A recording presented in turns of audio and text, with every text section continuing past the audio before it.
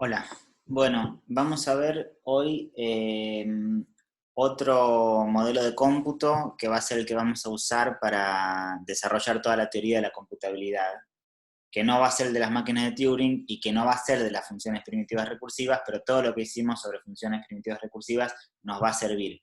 Este modelo de cómputo se llama lenguaje S, eh, S de simple, supongo. Es un lenguaje que tiene muy poquitas instrucciones. Es un lenguaje de programación imperativo, como los lenguajes modernos, pero un poco de juguete, es decir, muy minimal.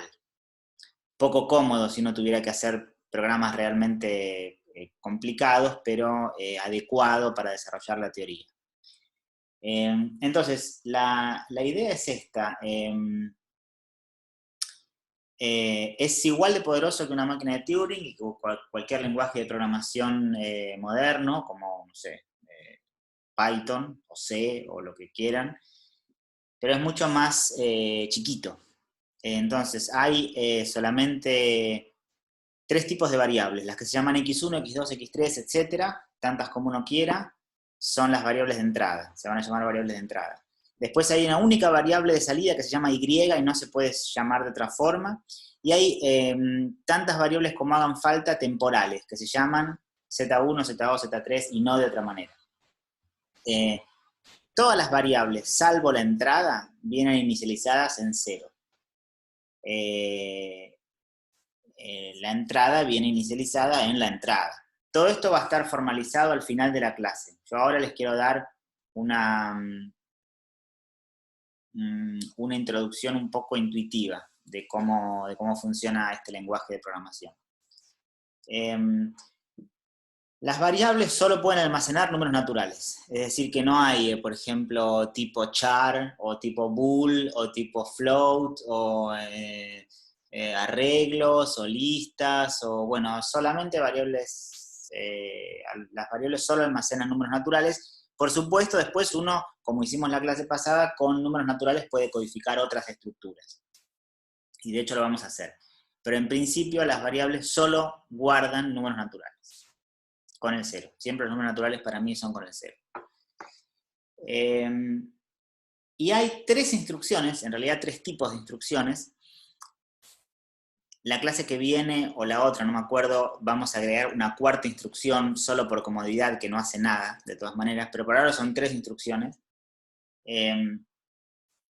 Por cierto, este es el lenguaje que aparece en el libro de Davis, Sigal y Weyuker, el que les dejé en la bibliografía. Entonces,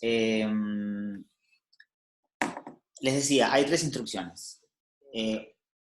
Una es una instrucción que una variable le suma 1. Uno tiene una variable y después de ejecutar esa instrucción, la variable se ve incrementada en 1. El valor de la variable es 1 más que lo que tenía antes. Por ejemplo, si b, como ven acá, ¿no? Si b es, no sé, x1, y digo, pongo x1, flechita, x1 más 1, bueno, después de ejecutar la instrucción, x1 es 1 más que lo que valía antes. Si x1 era 8, después de ejecutar la instrucción es 9, y así. B es una meta variable, ¿no? Es el nombre de alguna de las variables lícitas, que pueden ser x1, x2, y así, o z1, z2, z3, etcétera, o y, son esas nada más.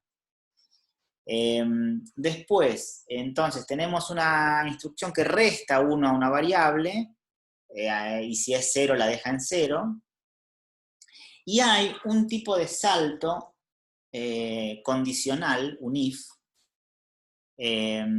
que tiene en la guarda es esta condición, solamente algo de la forma b distinto de 0, y funciona de esta forma. Dice, si b es distinto de 0, go to, ir a, donde a es alguna etiqueta del programa. Entonces, hasta ahora no les dije que era un programa. Un programa es una lista finita de instrucciones y esas instrucciones pueden o no estar etiquetadas. Entonces, esta instrucción que dice si b distinto de 0, ir a, lo que hace es preguntar si el valor de b es distinto de 0, entonces va a la instrucción etiquetada por a. Surgen acá varias preguntas. Una es, ¿qué pasa si no hay una instrucción etiquetada con A? Otra pregunta sería, ¿qué pasa si hay más de una instrucción etiquetada con A? ¿Eso es posible? Bueno, vamos a ir respondiendo todo eso a medida que avance la clase. Por ahora les doy una introducción medio informal e intuitiva al lenguaje S. Pero la idea es esa, entonces si el valor de B no es 0, entonces va a la instrucción etiquetada con la etiqueta A, y si el valor de B es igual a 0, bueno, simplemente sigue con la siguiente instrucción.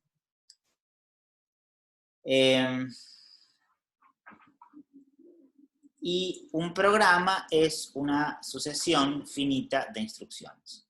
Es decir, es la misma noción que programa a lo que actualmente llamamos programa, ¿no? Programa imperativo, en realidad, claro. Ustedes vieron, sobre todo los matemáticos, en el taller de álgebra, el lenguaje funcional, Haskell. Bueno, ahí en realidad no es tan importante el orden de algunas cosas, ¿no? Pero en este caso nosotros estamos más bien considerando un lenguaje imperativo, que es uno que tiene una instrucción debajo de la otra y donde existe la noción de estado, es decir, las variables van cambiando su valor a lo largo de la ejecución. Ese es un enfoque completamente distinto al de Haskell, por ejemplo, ¿no? Pero no importa, aunque nunca hayan visto un lenguaje de programación imperativo, lo van a ver acá por primera vez y lo van a entender. Entonces, miren, acá tienen un ejemplo de un programa que tiene 3 instrucciones. La primera dice, bueno, dice que a X le resta 1. En realidad, esta ya es una primera abuso de notación. Pongo X en lugar de X1 y pongo Z en lugar de Z1. Una gran mejora de notación. Entonces tenemos un programa que tiene la primera instrucción etiquetada con la etiqueta A y dice que le resta 1 a X1. Después tiene otra instrucción que dice que le suma 1 a Y, que es la variable de salida. Y después tiene este salto que dice que si X no es 0, entonces vuelve a ejecutar la instrucción etiquetada con A. Es decir, que de acá vuelve acá, siempre que X no sea 0. Cuando X es 0, simplemente intenta ejecutar la cuarta instrucción que no existe, y eso va a querer decir que termine el programa. Entonces uno podría acá ver, tratar de entender qué hace este programa, y entonces para entender qué hace, uno va siguiendo el estado del programa a lo largo de la ejecución, a lo largo del tiempo, es decir, va llevando cuenta de cuánto valen las variables en cada momento. Por supuesto, la ejecución de este programa va a depender de cuál sea la entrada. La entrada viene en la variable X, que es X1. Para cada valor de entrada, seguramente Y va a tener un valor distinto. En general eso es lo que se espera de los programas, que hay distintas entradas den distintas salidas. No siempre, por supuesto, podría ser un programa que compute la función constante 0, pero digo, en general, la salida de un programa depende de la entrada. Entonces, bueno, imaginen que la entrada es 3, ¿no? Eso es solamente un ejemplo. ¿Cómo funciona la cosa? Bueno, al principio X vale 3 e Y vale 0. ¿Por qué Y vale 0? Porque todas las variables, salvo las de entrada, que son las X, empiezan inicializadas en 0. Eso es parte del funcionamiento de este lenguaje. Entonces al principio pasa eso y todavía no ejecuté nada. Estoy, digamos, mirando el programa antes de ejecutar la primera instrucción. Después, estoy a punto de ejecutar la primera instrucción, pero todavía no lo hice, que dice réstele 1 a la variable X. Entonces, bueno, la variable X que antes valía 3, ahora vale 2. Esta es el nuevo valor de la variable X. Ya no es más 3, ahora es 2. Ya ejecuté la instrucción roja. Ahora, entonces, me toca ejecutar la siguiente instrucción. La siguiente instrucción es esta. Y tengo que ejecutar esta instrucción con el estado actual de las variables. Es decir, X vale 2, Y sigue valiendo 0.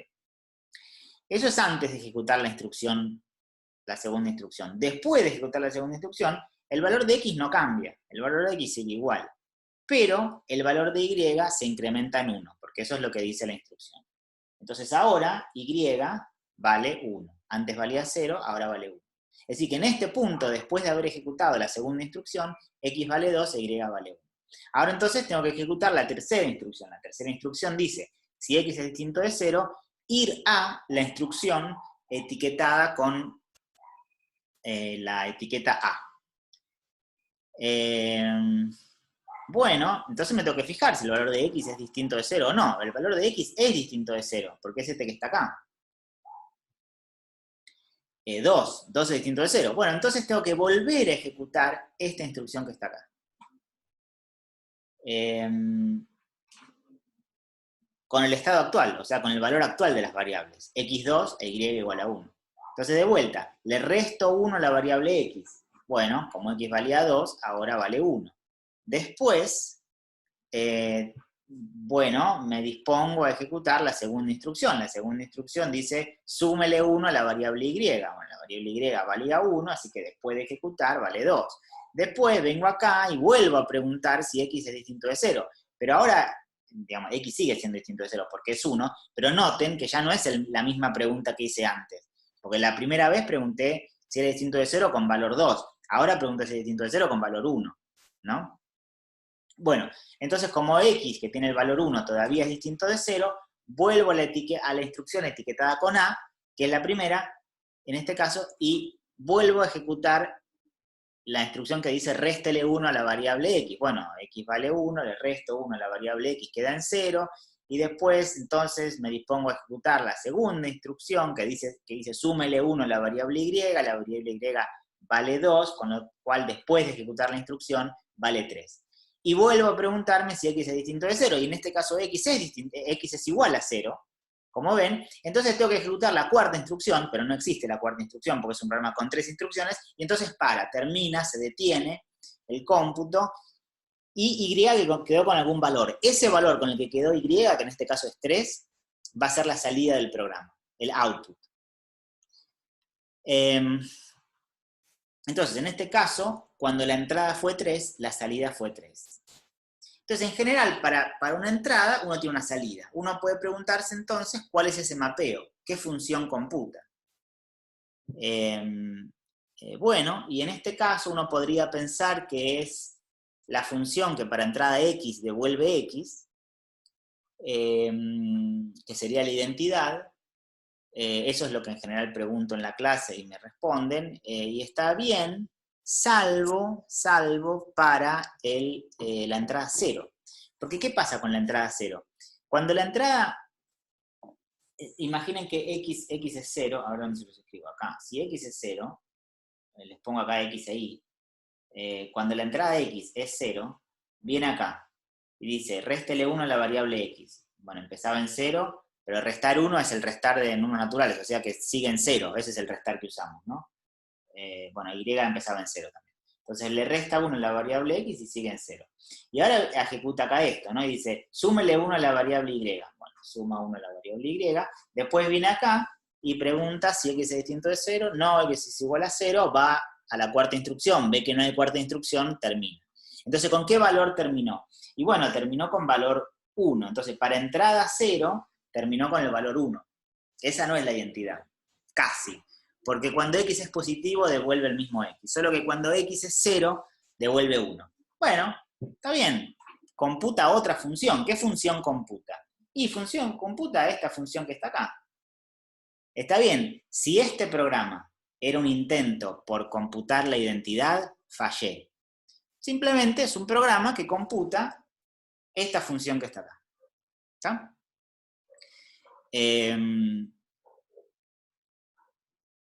Van a ver más adelante, esta función es computable, se va a llamar computable, justamente porque hay un programa que la computa. De la misma manera que cuando en la primera clase dijimos una función es Turing computable cuando hay una máquina de Turing que la computa, acá vamos a decir una función es computable cuando hay un programa que la computa. Bueno, entonces, observen, aunque esto no forma parte de la semántica del programa, que siempre este código siempre deja la variable x en 0. pero eso no forma parte del output, no hay forma de avisarlo en la salida de la función. Solamente es algo que uno puede observar de inspeccionar el código. Miren este otro ejemplo. A ver, ¿qué hace? Primero, bueno, vean algunas cosas. Ahora vemos qué hace, pero mírenlo. Bueno, entonces es un código que tiene 1, 2, 3, 4, 5, 6, 7 instrucciones. Esta está etiquetada con A, esta está etiquetada con B. Observen que acá hay una etiqueta E que no aparece. Ahí les voy a tener que decir qué pasa. Y miren otras cosas también, que pueden parecer raras. Miren lo que hace acá. Acá le suma 1 a una variable y después, inmediatamente después, pregunta si esa variable es distinto de 0. Y obvio que es distinto de 0, si le acabo de sumar 1. No importa el valor que venía teniendo. Si le sumé 1 y después pregunté si es distinto de 0, sí, va a ser distinto de 0, porque le acabo de sumar 1. Recuerden que las variables solo almacenan números naturales, ¿no? Entonces, en realidad, estas dos instrucciones juntas, semánticamente, desde el punto de vista del significado, lo que hacen es un go-to incondicional. Saltan a la etiqueta, a la instrucción etiquetada con E. Independientemente que en este caso no existe la etiqueta E, no importa, pero es como si tuvieran una nueva instrucción que dijera go to E, ir a E. Porque siempre va a entrar siempre va a ser cierta esta condición. Acá pasa lo mismo, ¿no? Acá pasa exactamente lo mismo, lo que pasa es que en ese caso, bueno, dice ir a A, incondicionalmente ir a A. Y entonces, bueno, es un truco, ¿no? Es un truco para simular que tenemos más instrucciones de las que en realidad tenemos. Después, esas dos instrucciones juntas las vamos a escribir de otra manera. La vamos a resumir. Pero en realidad, observen que tenemos la capacidad para saltar incondicionalmente alguna cierta instrucción etiquetada. Entonces, ¿qué hace esto? Dice, bueno, si X es distinto de 0, ir a B. Podemos hacer un ejemplito, ¿no? No sé si viene un ejemplito, no. Entonces, no sé, pero voy a poner acá una tablita, ¿no? Voy a poner X e Y solamente. No voy a poner Z porque la verdad que Z se usa solamente para ese truquito que les dije, así que no me importa el valor de Z. Así que vamos a poner X igual a 3, como antes. X es igual a 3, dice, si X es distinto de 0, ir a B. Y X es distinto de 0, porque es 3, así que voy a B. Vengo acá. ¿Qué dice B? Dice, réstele 1 a X. Bueno, muy bien. Perdón, acá estaba Y que empezaba en 0. Todas las variables empiezan en 0 salvo la entrada. Y después dice, súmale 1 a Y. Bueno, muy bien, le sumo 1 a Y. Y después estas dos cosas juntas dicen, vuelva a A. Vuelvo a. ¿X es distinto de 0? Sí, X es 2, es distinto de 0. Bueno, entonces vaya a B. B, muy bien, vengo acá. ¿Qué dice B? Dice, réstele 1 a X y súmele 1 a Y. Bueno, muy bien, le resto 1 a X y le sumo 1 a Y. Bien. Y vengo acá, estas dos cosas juntas dicen, vuelvo a A. ¿X es distinto de 0? Sí, X es distinto de 0, vale 1. Bueno, entonces vaya a B, vengo a B. B dice, réstele 1 a X y súmele 1 a Y. Bueno, le resto 1 a X y le sumo 1 a Y. Y a estas dos cosas juntas dicen, vuelvo a. ¿Y qué dice acá? Dice, si X es distinto de 0, vaya a B. Pero X no es distinto de 0, X es igual a 0. Bueno, entonces siga adelante. Y estas dos instrucciones juntas dicen, vaya a E. Y esto es algo nuevo que no les dije, pero ¿qué pasa cuando quiero saltar a una etiqueta que no existe? Bueno, lo que pasa es que el programa termina. Igual que si se hubiera caído después de la última instrucción. Termina, se detiene, avisa que terminó. ¿Y cuál fue la salida? Como siempre, la salida fue el valor que dejó la variable Y. En este caso, 3. Entonces acá, igual que en el caso anterior, cuando la entrada fue 3, la salida fue 3. Pero observen que en este caso, si la entrada X es 0, ¿qué pasa? ¿Cuánto devuelve? Bueno, veamos. Si X imaginen que la entrada ahora es 0, ya no 3 como acá, es 0. No hago tablita porque no voy a escribir nada. Si X es 0, dice, ¿X es distinto de 0? No, X es igual a 0. Ah, bueno, entonces siga adelante.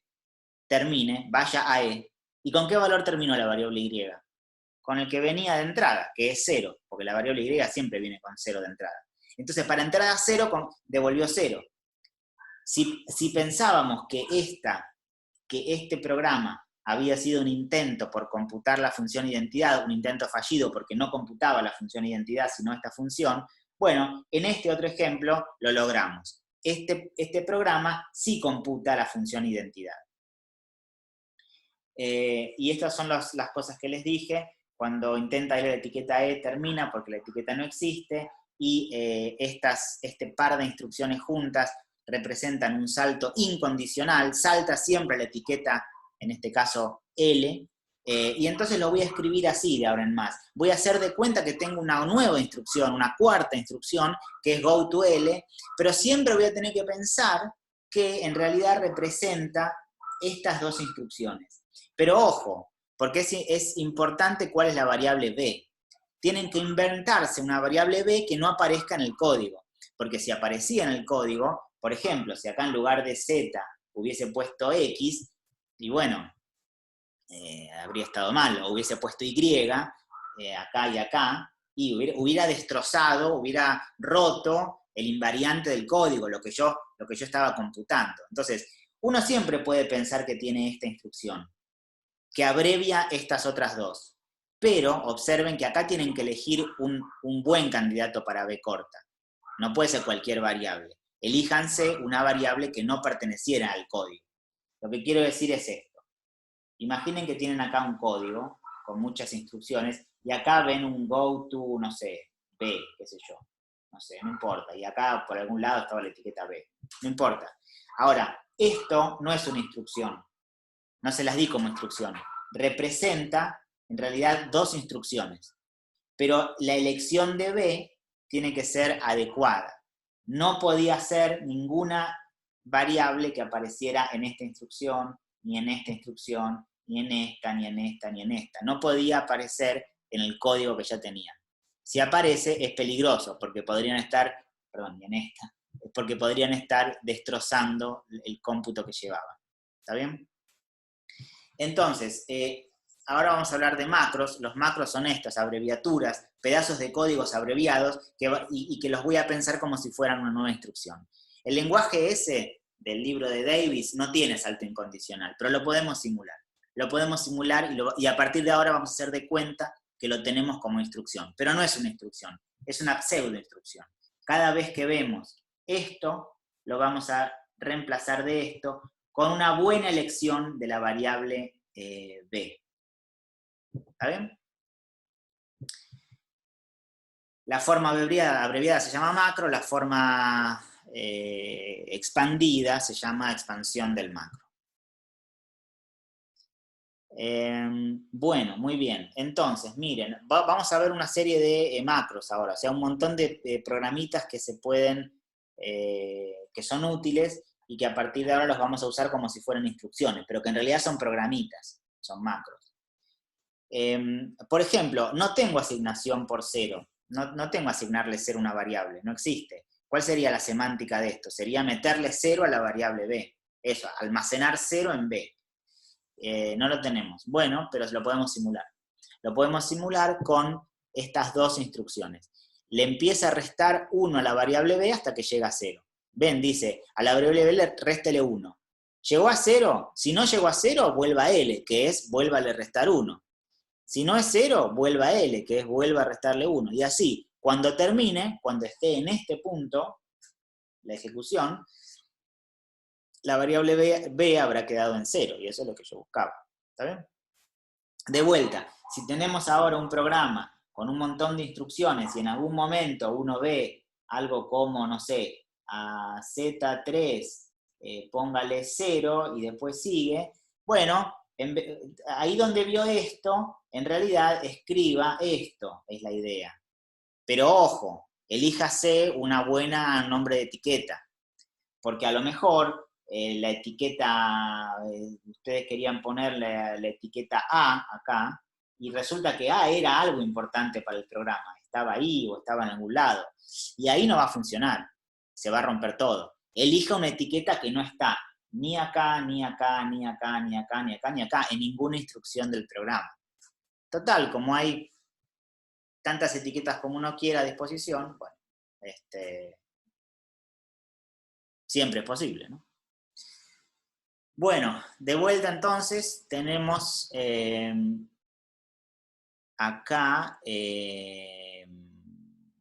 algo que vamos a empezar a escribir como si fuera una instrucción, pero no lo es. En realidad representa una abreviatura de un par de instrucciones, que son estas dos. Después, miren esto. Asignar una variable a otra, tampoco lo tenemos, y es algo que aparece en cualquier lenguaje imperativo, razonable.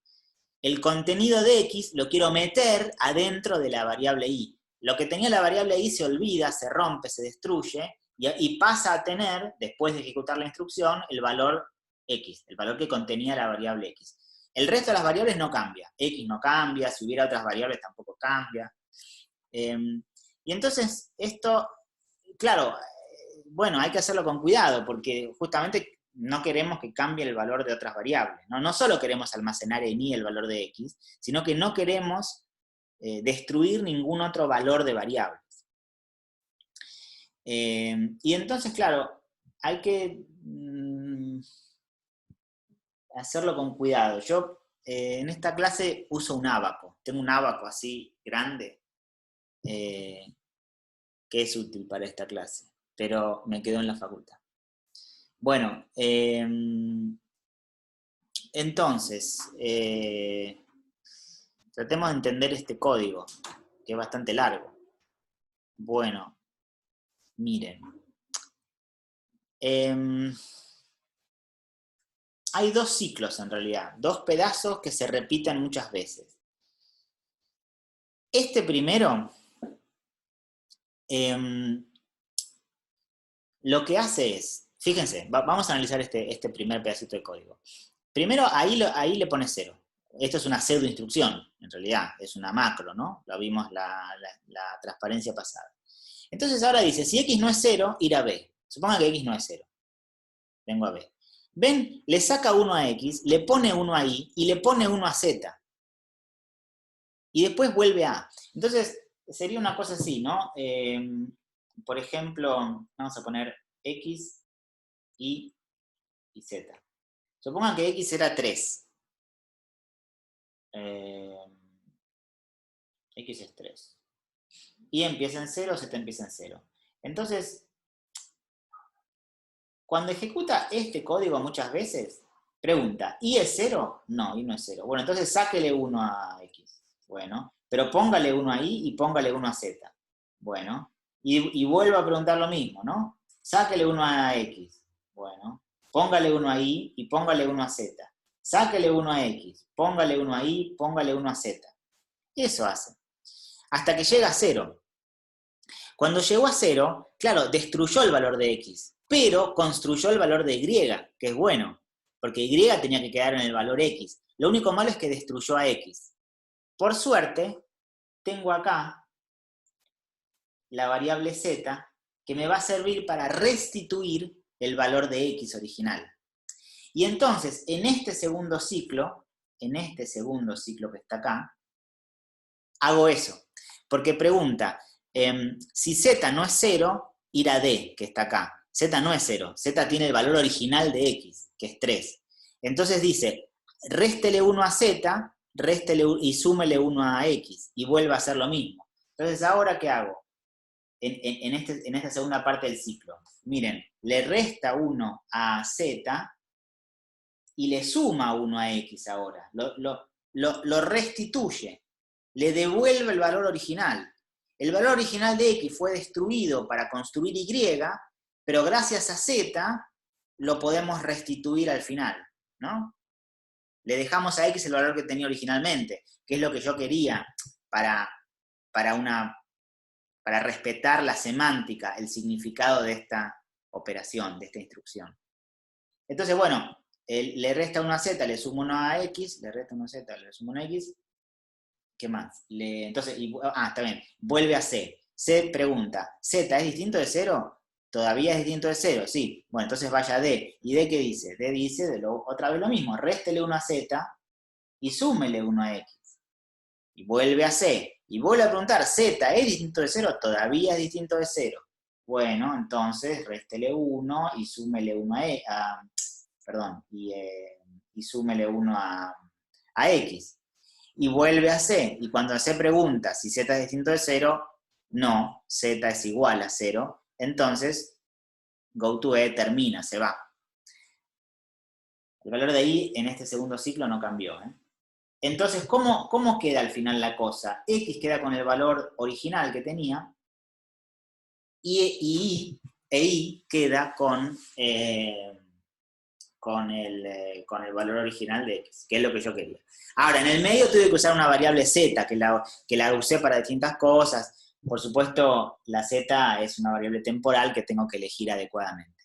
Pero entienden entonces cómo funciona este programita. Este programita simula que le asignamos a Y el contenido de la variable X y ninguna otra variable cambia. Ninguna otra variable relevante en el programa. Acá tuve que usar una variable Z temporal. Esa me la elijo yo para que no moleste al resto de mi programa. Y observen otra cosa. Esta E que está acá, si ahora voy a poner la instrucción ahí le asigna X en el medio de un programa, por ejemplo, tenían el programa así, ¿no? Con un montón de líneas, y acá ven ahí le asigna X y acá un montón de otras líneas, bueno, evidentemente esta E tiene que ser ahora esta, ¿no? Y si la E era algo relevante en este programa, bueno, pues entonces elijan otra etiqueta, no la E. ¿No? ¿Se entiende cómo meter? Y eso lo van a practicar mucho después en los ejercicios, en la práctica lo van a ver, pero cómo se meten, cómo se enganchan pedacitos de código en pedazos más grandes. Pero es fácil, es simple. Solo hay que tener cuidado de cuáles son las etiquetas, las variables temporales, esas cosas. Bueno, entonces, esto es lo que ya les expliqué, aparece en las slides. El segundo ciclo lo que hace es restablecer el valor de X. Observen que, por ejemplo, el GoToA de acá lo tienen que expandir como algo así. Tienen que elegir una Z2 y no como una Z, como acá. Y no, porque acá la Z ya era algo importante para mi programa. La Z era la que llevaba cuenta de cuál era el valor original de X. ¿Se entienden? Tienen que elegirse cuando expandan. Es un ejemplo. Cuando expandan esta instrucción, elíjanse una Z sub 2 o sub 3 o lo que sea, pero que no moleste con el resto del programa. Bueno, entonces ven acá la diferencia entre esto y esto, es que acá estoy considerando asignar en general una variable b' a b. No había nada especial en esto que les conté, con que esta fuera la x1 y esta fuera la y. Era simplemente un ejemplo. La misma idea la podrán, bueno, lo pueden hacer con otras variables, ¿no? Bueno, entonces, teníamos solo 3 instrucciones, pero resulta que podemos simular muchas otras. Podemos simular el salto incondicional, podemos simular asignarle 0 a una variable, podemos simular asignar una variable a otra, y un montón de cosas más. Bueno, vamos a ver algunas más. Miren, ¿qué hace? A ese no le puse título, a la transparencia a propósito. ¿Qué hace ese programa? ¿Qué hace? Bueno, pongan pausa y piensen. Miren, vamos a hacer un ejemplito. A ver, hagamos un ejemplito. ¿Qué podemos hacer? A ver, porque ahí hay 2 entradas, ¿no? Se ve que hay 2 entradas, X1 y X2, 2 entradas. Así que va a computar alguna función de 2 variables. Hagamos algún ejemplito, no sé, a ver. Podemos poner, observen que X1 y X2 no se tocan, ¿no? Porque inicialmente X1 lo almacena en Y, X2 lo almacena en Z y después no se tocan más, ven acá X1 y X2. Así que X1 y X2, qué sé yo, no sé. Vamos a poner X1 igual a 2 y X2 igual a 3, qué sé yo. Pero lo que sí necesito llevar cuenta es cuánto vale el valor de Y y de Z. Bueno, entonces, ¿cómo empieza esto? Dice, bueno, ahí póngale x1. Bueno, 2. A z póngale x2. Bueno, 3. Eso dicen las primeras dos instrucciones. Después dice, si z no es 0, vaya a. Bueno, z no es 0, es 3. Así que voy a A. Réstele 1 a z, súmele 1 a i. Y vuelva a B. B pregunta, ¿z no es 0? No, z no es 0. Bueno, entonces vaya a. Réstele 1 a z. Uy, ¿qué pasó con el 3 eso? Parecía una z.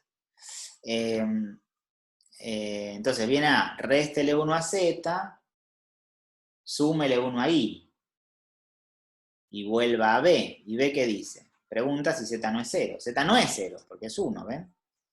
Entonces vaya a, réstele 1 y súmele 1. Vuelva a b. ¿Es distinto de 0? No, es igual a 0. Listo, entonces terminó. Vaya a e, terminó. E de exit, pero no importa. Podemos poner cualquier otra etiqueta, una que no exista, no tiene que ser la E. Podemos poner la C en este caso, por ejemplo, porque la etiqueta C no existe. Bueno, pero entonces, ¿qué pasó? ¿Con cuánto quedó el valor de I? Y el valor de I empezó con 2, que era el valor de X1, y después por cada palote, si quieren, como en la máquina de Turing, X2 eran 3 palotes.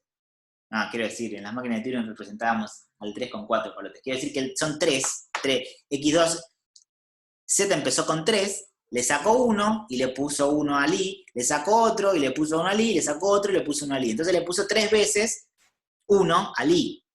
O sea, le sumó 3. Es 2 más 3. ¿Qué computa este código? Este programa computa la función suma, la que suma x1 más x2. Esa función, la suma de x1 y x2. La suma. ¿No? ¿Se entiende? Empieza y en x1 y después le va poniendo de a 1 cada valor de x2. Más 1, más 1, más 1, más 1, x2 veces. Bueno, eso es x1 más x2. ¿Está bien? Así que ahí tenemos, la función suma es una función, ya van a ver, esto lo vamos a definir bien, computable. Computable porque hay un programa que la computa. Ahí tienen el programa de la función suma. La suma de dos variables. Ahora miren, ¿qué hace este código? Acá siempre los estudiantes, algunos estudiantes, no todos, dicen la resta. Porque después del ejemplo de la suma, siempre viene la resta. Y tienen razón, salvo por un pequeño detalle que les voy a contar ahora. Pero es una especie de resta, miren. Podemos hacer algún ejemplo. Por ejemplo, vamos a poner acá... Igual que antes, ¿no? X1 y X2 no se tocan en el resto del código, ¿no? Así que ni las pongo en la tablita, porque no van a cambiar. Lo que sí voy a poner en la tablita es cuánto vale Y y cuánto vale Z, eso sí. Bueno, entonces hagamos un ejemplo. O sea, X1 igual a 5 y X2 igual a 3. ¿Está bien? X2 igual a 3. Entonces, ¿qué hace esto? Bueno, ahí le pone X1. Entonces acá voy a poner una tablita del valor de Y y del valor de Z. Entonces, miren, ahí le pone X1. 5. Bueno, muy bien. A Z le pone X2. Bueno, muy bien. Y ahora dicen, si Z no es 0, irá. Z no es 0. Es 3. Voy a A dice, si Y no es 0, irá a B. Y no es 0. Voy a B. Réstele 1 a I, réstele 1 a Z. Ven, le resta a los dos ahora. Le resta a los dos. Le resta a I y le resta a Z. Y vuelvo a C, vuelve a este ciclo que está acá. Y vuelvo a preguntar, ¿Z no es 0? Claro, Z no es 0. Bueno, entonces vaya A. ¿I no es 0? No, I no es 0. Entonces vaya a B. Réstele 1 a los dos. 3, 1. Vuelva a C. Ven, está restando de a 1 a los dos. ¿Hasta cuándo va a restar? Bueno, ya van a ver hasta que, en este caso, hasta que Z llegue a 0. Entonces, ¿Z es 0? No, todavía no. Es 1. Entonces vaya A. ¿I es 0? ¿Es distinto de 0? Sí, es distinto de 0. Bueno, entonces vaya B. Bueno, réstele 1 a los dos. Listo. vuelva a C. Bien. ¿Z es 0? Sí, Z es 0. Ah, bueno, entonces venga esta instrucción, termine, pare.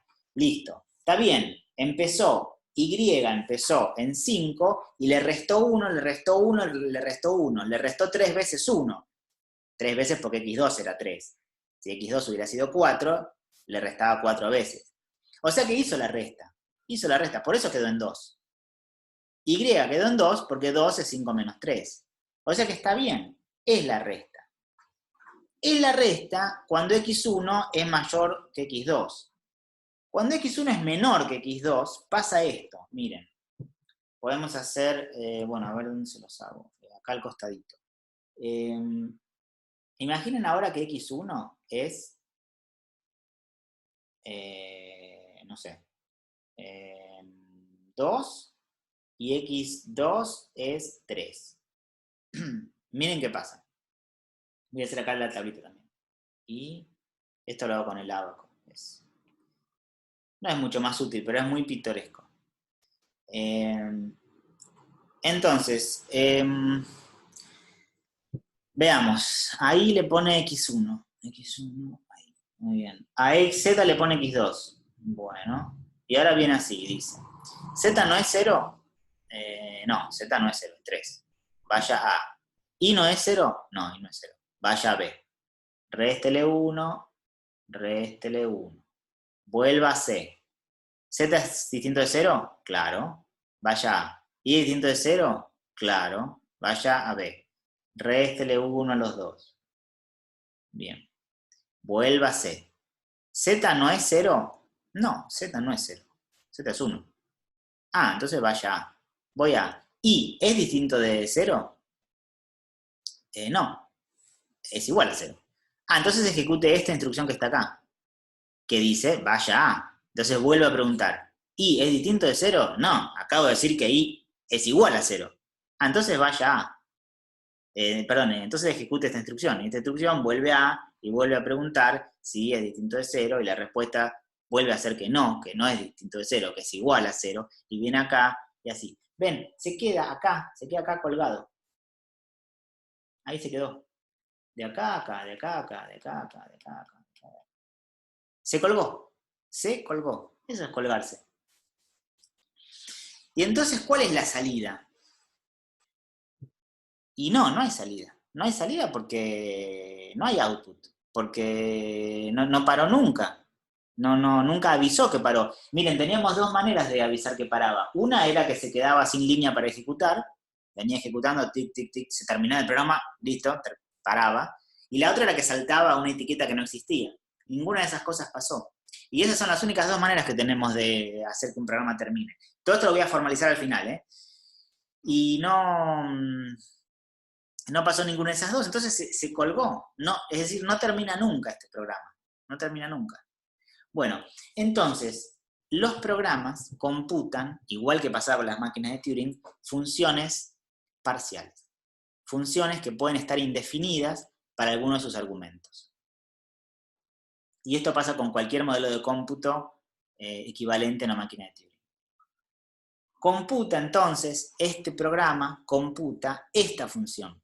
La función g de x1, x2, que es la resta, cuando x1 es mayor o igual que x2, y que se indefine si no.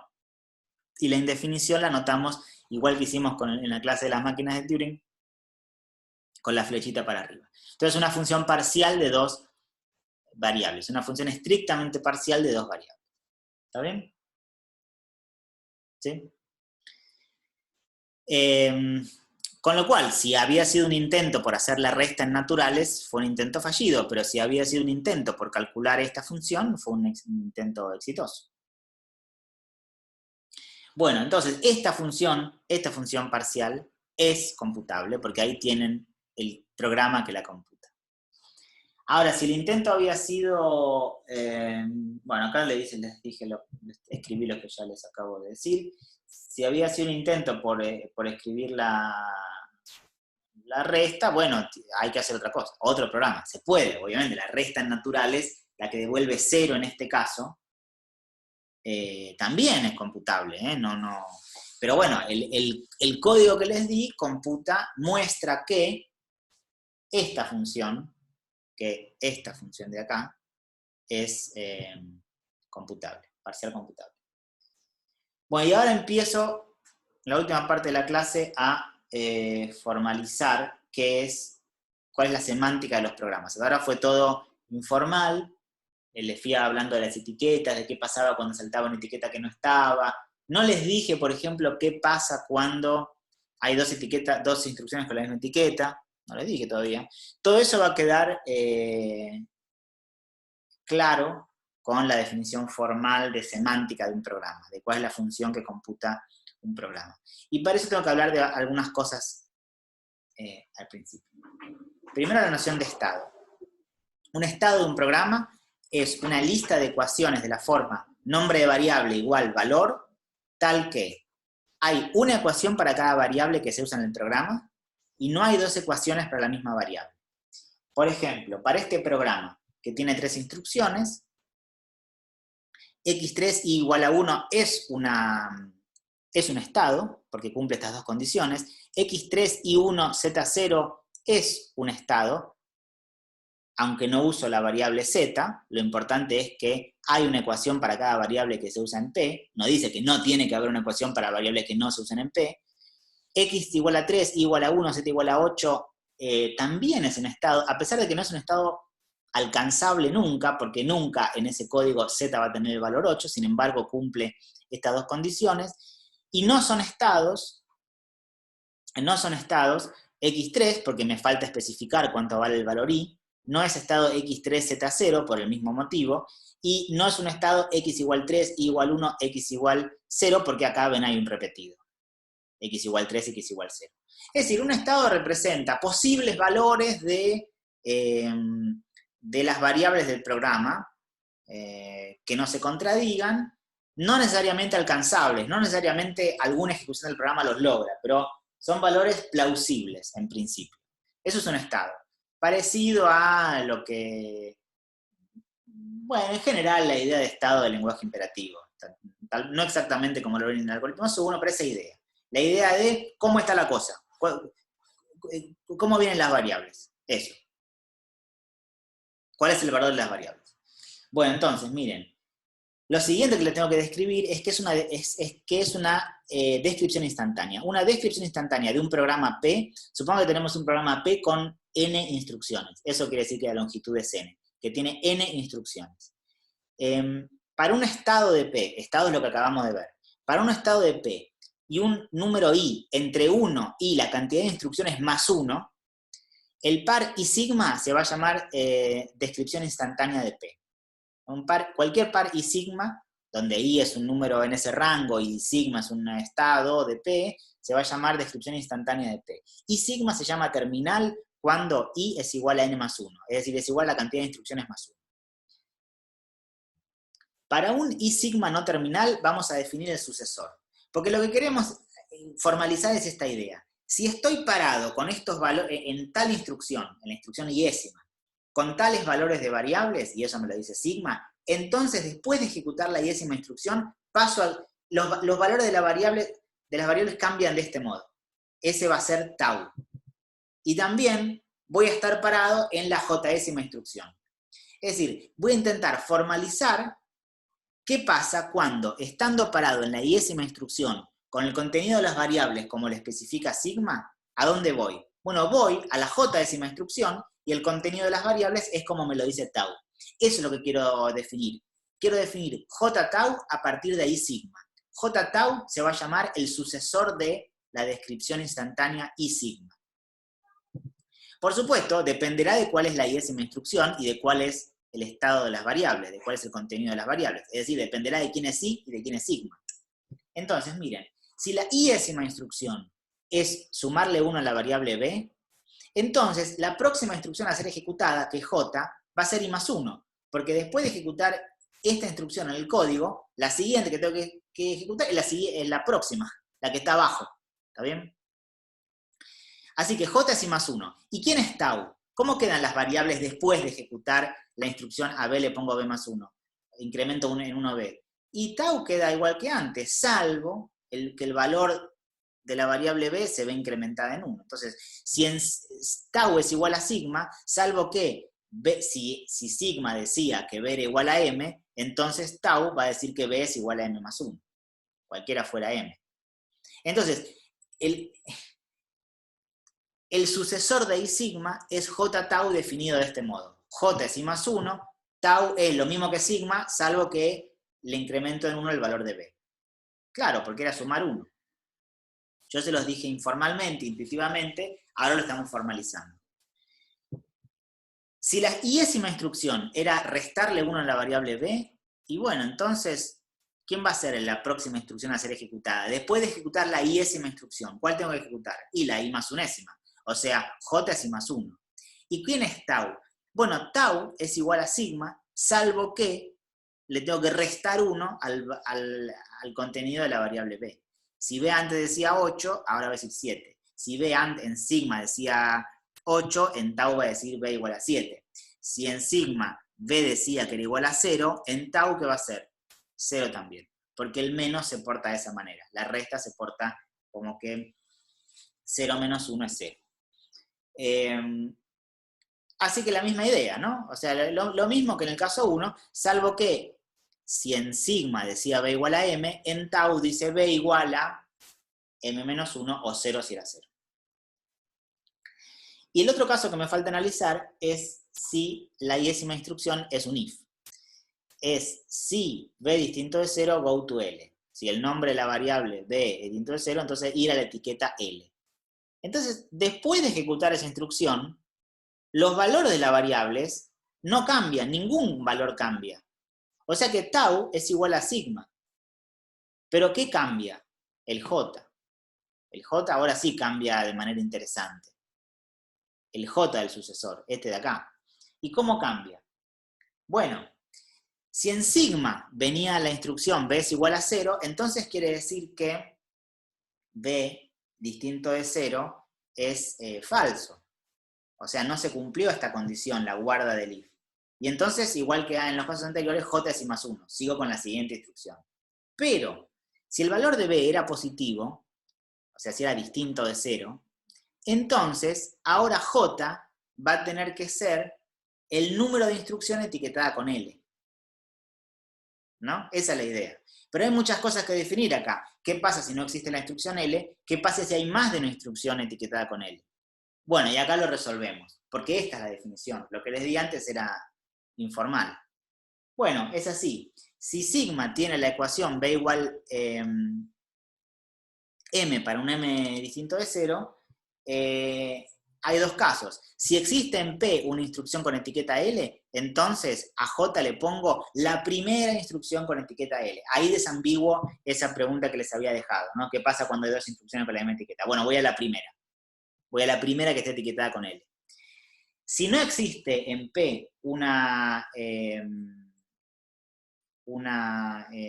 instrucción etiquetada con L, fijo J igual a n más 1. N más 1, observen que no es un índice válido de una instrucción, porque el programa tenía nada más que n instrucciones. ¿Ven acá? Lo que pasa es que esto va a querer denotar fin de programa. Terminó. Cuando J es n más 1, que se llama descripción terminal, eso que está acá, en realidad voy a estar pensando que terminó la ejecución. Por eso codifico con n más 1 la terminación. Y pasa eso cuando no hay una etiqueta L en el programa. Entonces, esto que está acá es la semántica formal del lenguaje de programación S. Esta es la definición. Podría haber empezado por acá, pero si empezaba por acá, no iban a entender nada. Era mejor primero mirar unos ejemplitos y después ir a la formalización. Para mí era mejor eso. Bueno, muy bien. Entonces, finalmente voy hacia la definición de función parcial computable, formalizar nuestra noción intuitiva de procedimiento efectivo, pero antes tengo que entonces hablarle de qué es un cómputo. Un cómputo de un programa a partir de una descripción instantánea de 1, es una lista de 1, de 2, de k finita, de descripciones instantáneas de P, tal que DI más 1 es sucesor de DI. Entonces D2 es sucesor de D1, D3 es sucesor de D2, y así hasta que DK es la sucesora de DK-1. Y DK es terminal, o sea que este DK que está acá es de la forma, algún tau, quién sabe, n más 1, donde n es la cantidad de instrucciones del programa P, ¿no es cierto? Eso es un cómputo. Un cómputo es a partir de D1, ojo, un cómputo a partir de una descripción instantánea de 1. Empiezo con D1 y arranco el programita, tac, tac, tac, tac, tac, tac, tac, tac, tac, cambio de variable hasta que termina. ¿Está? Termina porque este tiene que ser terminal. Eso es un cómputo, a eso llamamos cómputo. Eran mis tablitas, ¿no? Mis tablitas, esos eran los cómputos. Y ahora, ¿qué es un estado inicial y una descripción inicial? Un estado inicial es describir con un estado cómo vienen las variables cuando empieza el programa. Entonces, ¿cómo vienen las variables cuando empieza el programa? Y todas las variables vienen en 0, salvo la entrada, que viene inicializada en la entrada. Así que para decir cuál es el estado inicial, tengo que decir cuál es la entrada. Bueno, supongan que quiero que a x1 inicializarlo en R1, a x2 en R2 y a xm en Rm. R1, R2, Rm son todos números naturales. Entonces el estado inicial va a ser x1 vale R1, x2 vale R2, así hasta que xm vale Rm, y el resto de las variables valen 0. Eso es el estado inicial, ¿no? Y es igual a 0, y después cualquier variable b es igual a 0 para toda variable que aparezca en el programa que no sea ni x1 ni xm ni. Entonces, así empieza, eran mis líneas iniciales de las tablitas que les hacía. El primer renglón. Ese es el estado inicial. Y la descripción inicial va a ser 1, ese estado. ¿Por qué? Porque estoy a punto de ejecutar la primera instrucción. Entonces, cuando voy a arrancar un programa, la descripción inicial va a ser esta. 1, bueno, el estado inicial. ¿Sí? ¿Está bien esto? Así va a empezar. Por eso se llama estado inicial. Descripción inicial. Entonces, ¿cómo es el cómputo a partir de un estado inicial ahora? Porque, ¿se acuerdan? Yo les había dicho acá que era el cómputo a partir de una cierta descripción. ¿Cómo es el cómputo a partir del estado inicial?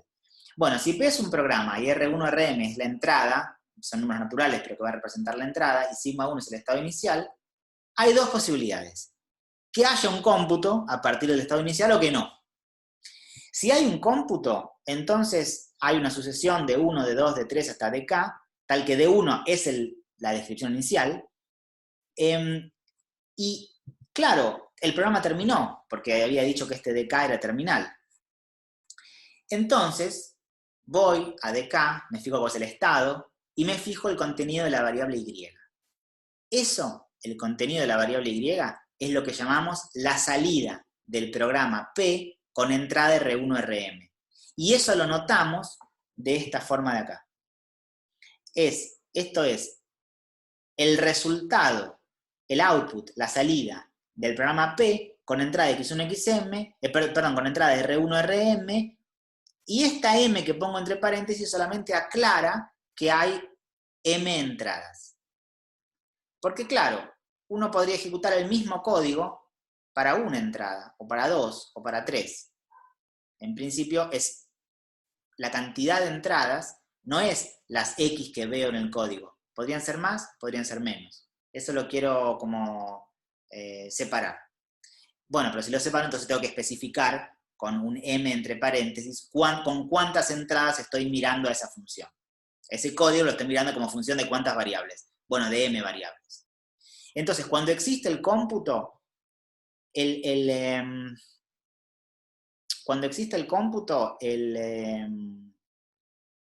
el valor de la variable y al final, cuando terminó el cómputo, lo represento como psi sub p de supra m de R1 Rm. Eso es cuando existe el cómputo. O sea, el programa empezó, tac, tac, tac, tac, tac, hago la tablita, qué sé yo, no sé, hace cosas, cambia el valor de variables, no sé qué, y al final termina, por algún motivo, pero termina. Bueno, y ahí voy a buscar la tablita, el valor de y. Esa es la salida. Ahora, podía pasar que no existiera tal cómputo, que es lo que nos pasó en el último ejemplo, el de la resta, esa resta rara, la resta que se colgaba cuando quería sustraer un número más grande a uno más chico. Bueno, ahí no existe un cómputo, porque nunca llega un terminal. Hay un de 1 que tiene un sucesor de 2, que tiene un sucesor de 3, que tiene un sucesor de 4, que tiene un sucesor de 5, y es infinito. Bueno, no hay cómputo. En ese caso, la función psi sub p supra m de R1 Rm está indefinida, y la anotamos de esta forma, con flechita para abajo. Con flechita para arriba. Flechita para abajo quiere decir definido, flechita para arriba quiere decir indefinido. Siempre que sea flechita para abajo, va a representar un número natural, que va a ser el valor de la variable y en la descripción terminal, y siempre que haya flechita para arriba, no va a haber un valor, simplemente está indefinido. No es que es 0, menos 1, infinito, no, está indefinido. ¿Sí? Así que esta notación, sí la van a ver ahora todo el tiempo, esta notación se tiene que acostumbrar, es la salida del programa P. La función que computa el programa P. Es eso, es la función que computa el programa P. Pero es una función parcial. Hay que aclarar de cuántas variables estoy hablando, como función de cuántas variables. ¿Está bien? Bueno, entonces, finalmente, la noción, y esta es la que vamos a estudiar, una noción de función parcial computable. Una función es S parcial computable, o simplemente parcial computable, si existe un programa P tal que f es la función psi sub p. O sea, esto. F es igual a psi sub p. ¿Está? Eso. Para toda entrada, por supuesto, o sea, la igualdad de funciones. Cuando existe un P tal que la función que computa el programa P es f, listo, f es parcial computable, porque ahí tienen el programa que lo computa. ¿Está bien?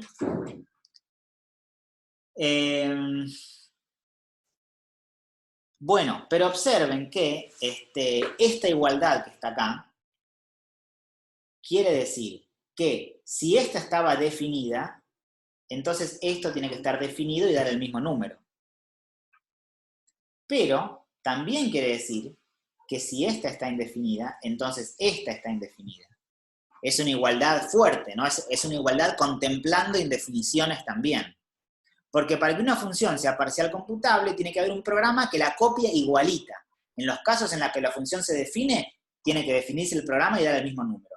Y en los casos en los que la función se indefine, el programa se cuelga. ¿Sí? Esa es la idea de función. Lo mismo que con máquina de Turing. Y de hecho es una definición equivalente. Una función es Turing computable si solo sí es S computable, S parcial computable. Bueno, a esto es una cosa poco importante, pero que tienen que observar. Un mismo programa P, un mismo código, puede servir para computar funciones de una variable, de dos variables, etc. Y por cómo es la definición pasa esto, después revísenlo, pero les digo, no es muy importante. Si solo se especifican, es decir, supongan que en P aparece xn y no aparece xi para ninguna i mayor que n. O sea, el subíndice de la x más grande que aparece es n.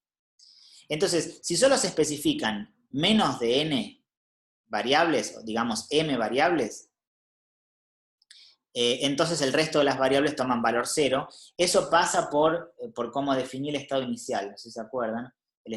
Por esta parte de la definición del estado inicial, que les ponía valor 0. Y si se especifican más variables de entrada, bueno, P simplemente las va a ignorar porque no participan en su código. Esto es solamente una observación porque, como ya vieron, no hablo de psi sub P, de la función que computa el programa P, sino que hablo de la función que computa el programa P cuando lo miro como que tiene m argumentos. Es una sutileza de la definición.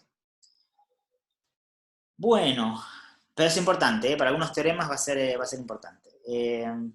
Bueno, termino entonces con creo que ya va terminando, con algo sobre minimización acotada y no acotada. Habíamos visto la clase pasada que la minimización acotada era una función parcial computable, perdón, era una función primitiva recursiva. Y se definía de este modo que está acá, ¿no? Para P, un predicado, el mínimo T menor o igual que I, tal que vale P de T, es tal cosa si existe tal T, tal mínimo, y 0 si no.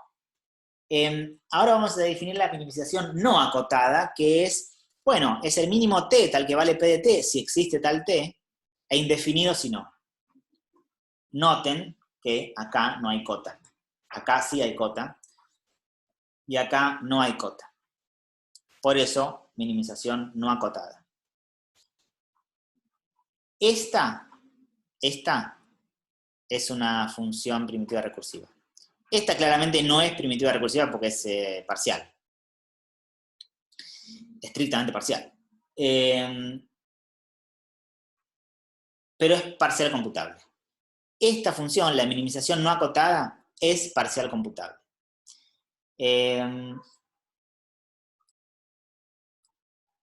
Es fácil, por supuesto, es parcial computable siempre y cuando P sea computable, ¿no? Si P es computable, el mínimo T, tal que vale P de T, de x1, xn, que nunca lo digo, es parcial computable. Una cosa que no sé si les dije, creo que me olvidé, es esto, me lo salteé. Es una notación un poco hincha, pero es como aparece en la bibliografía. Una función es computable cuando es parcial computable y total. Así que cuando digo computable, ya estoy diciendo total. ¿Sí? Es, qué sé yo, hay que acostumbrarse. Bueno, entonces, para este teorema pido que el predicado sea computable, en particular total. ¿Está bien? Y entonces, lo que hay que probar es que el mínimo t tal que vale p de t es parcial computable. Y parece que haces un programita. Y bueno, hay muchas formas. Este es un pseudo programa, ¿no? Estoy usando cosas un poco que no están en el lenguaje, pero que se pueden simular. La idea es esta. Dice, si yo, como digamos, por hipótesis, P era un predicado computable, es lícito preguntar si P de I x1 xn es igual a 1 en una guarda. Pero en realidad esto es una macro que tendrán que ver ustedes cómo se expande. Pero se puede. Como tengo un programita para P, entonces puedo hacer esto. Puedo hacer esto de acá. Pero hay que hacerlo bien. Esto es una idea, es un resumen, es una macro. No es la macro expansión. Porque como saben, el if solamente me deja poner cosas de la pinta if b distinto de 0, go to algo. No if cosas como estas. ¿Está bien? Pero eso se los dejo como ejercicio, lo tienen en la práctica también. ¿Cómo puede ser que se metan este tipo de programas adentro de guardas? Entonces dice, si P de I, x1, xn, es igual a 1, listo, lo encontré, terminé. Y si no, le incremento con 1 en I y vuelvo a probar. Como empieza con el valor 0, prueba si P de 0 es 1, si no es, después prueba si P de 1, si P de 2, si P de 3, si P de 4, si P de 5, hasta que encuentra alguno que es 1. Y cuando encuentra uno que es 1, devuelve ese valor de I, que era la minimización. ¿Y qué pasa si no encuentra? Si P de 3, 4, 5, 6, 7 son siempre ceros, son siempre falsos. Y se cuelga, este programa se cuelga. Bueno, pero eso es lo que tenía que hacer, porque la minimización no acotada tenía que indefinirse en caso de que no existiera tal t, que en el código que les mostré recién es I. ¿Se entiende? Entonces, la minimización no acotada es una función parcial computable. La minimización no acotada sobre predicados computables, por supuesto. La minimización no acotada sobre predicados computables es parcial computable.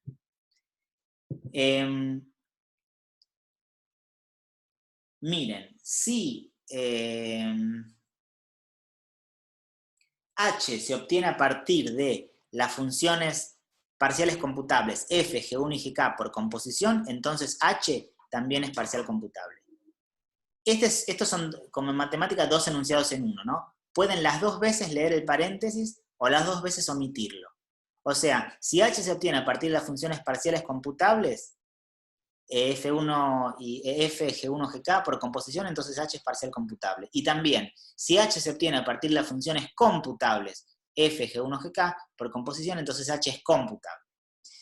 Y esto también es fácil si me dejan hacer estas cosas en el programa, ustedes tendrán que hacerlo bien. Esto es un pseudo programa, o sea, estoy diciendo pseudo instrucciones todo el tiempo, pero la idea es, bueno, ya que por hipótesis G1, GK y F eran todas computables, o parciales computables en el enunciado que más les guste, bueno, las puedo meter, puedo dejar su resultado adentro de variables y después simplemente calcular la composición.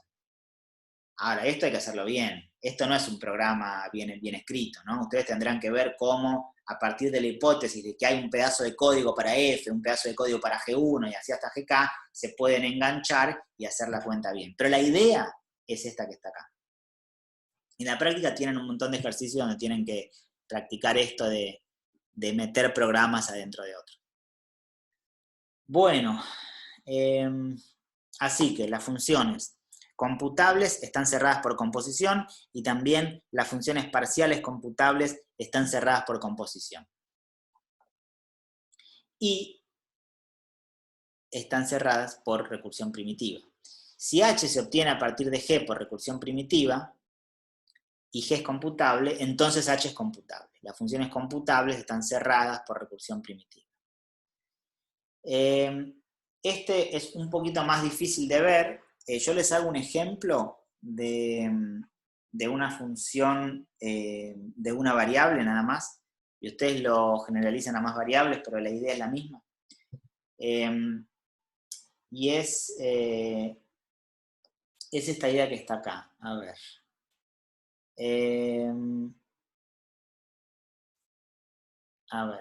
La idea es esta. Como ven, es un pseudo programa, ¿no? Tiene un montón de macros, quiero decir. Hay que escribirlo bien después si uno quisiera. A ver, podemos pensar que H es esto. H de 0 es K. Esta es una definición por recursión primitiva de H. H de 0 es K.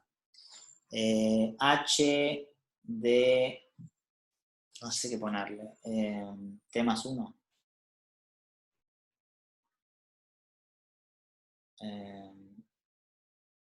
Es G de...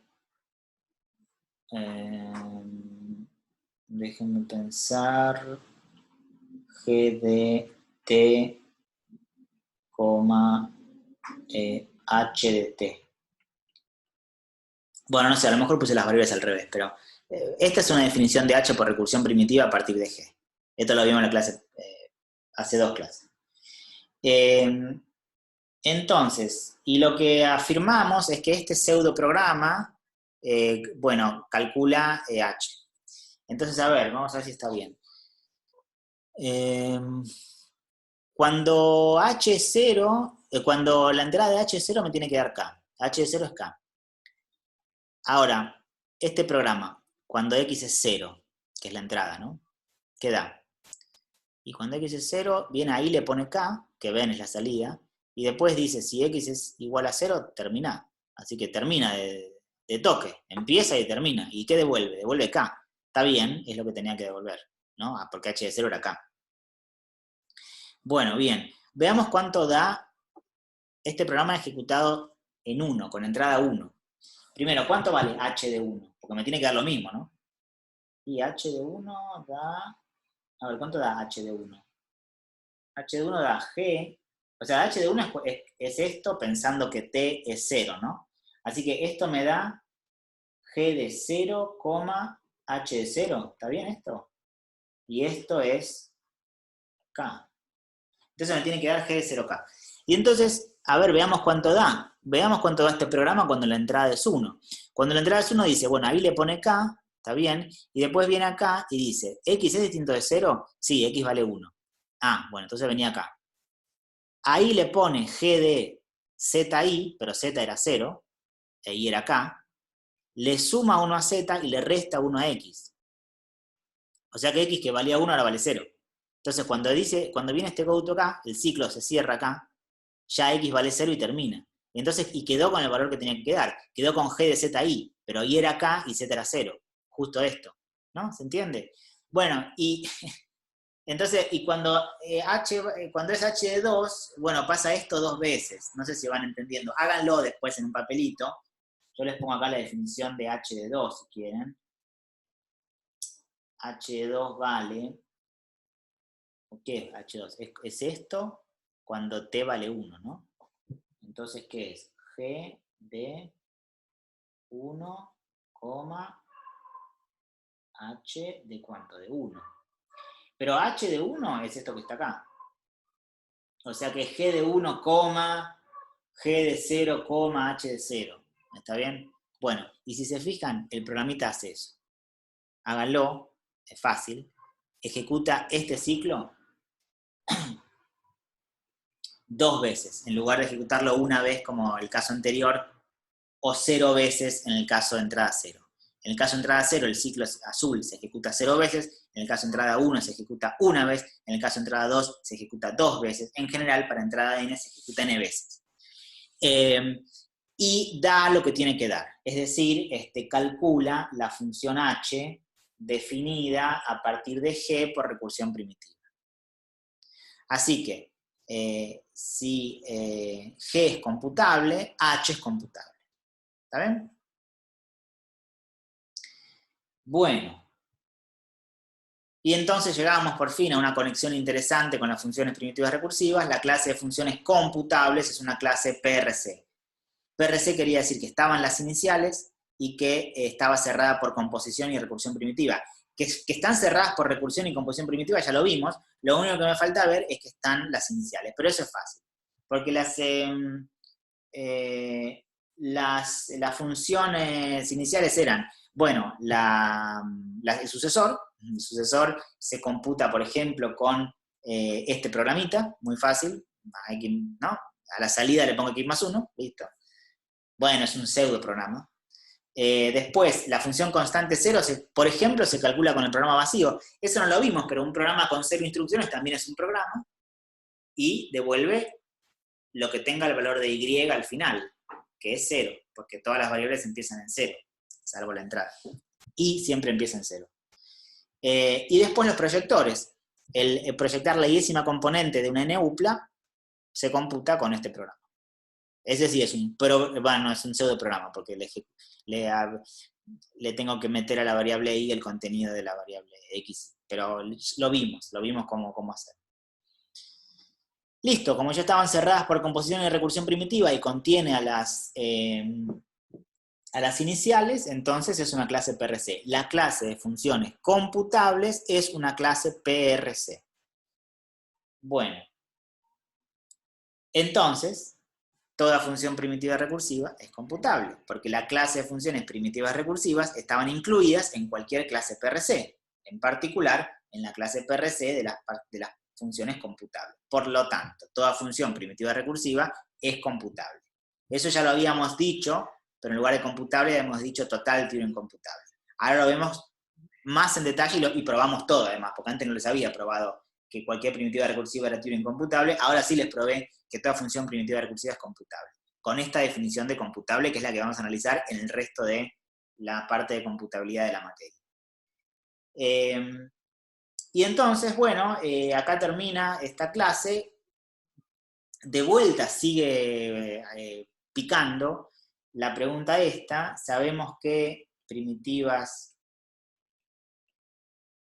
recursivas implican computables. Recuerden que computable implica total, ¿no? Si no hablo de parciales computables. Y lo que no sabemos es si son lo mismo o no. Y eso recién se los voy a responder en un par de clases. ¿Sí? Bueno, listo. Nos vemos la próxima.